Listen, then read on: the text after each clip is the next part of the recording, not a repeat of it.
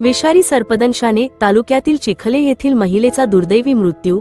मुरबाड तालुक्यातील चिखले गावातील महिलेचा विषारी सर्पदंशाने मृत्यू झाल्याने परिसरात हळहळ व्यक्त केली जात आहे. या दुर्दैवी घटनेबाबत मिळालेल्या माहितीनुसार भारती नारायण भोईर वय 45 ही गृहिणी संध्याकाळी 6:30च्या सुमारास स्वयंपाकासाठी सरपण आणण्यासाठी गेली असता सरपणामध्ये लपून बसलेल्या विषारी सापाने दंश केला. त्यानंतर त्या महिलेला तात्काळ मुरबाड येथील रुग्णालयात उपचारासाठी दाखल केले. मात्र संबंधित रुग्णालयात सर्पदंशावर उपचाराची सुविधा उपलब्ध नसल्याने तिला तातडीने उल्हासनगर येथील रुग्णालयात उपचारासाठी हलविण्यात आले. मात्र तेथील वैद्यकीय अधिकाऱ्यांनी तिला मृत घोषित केले.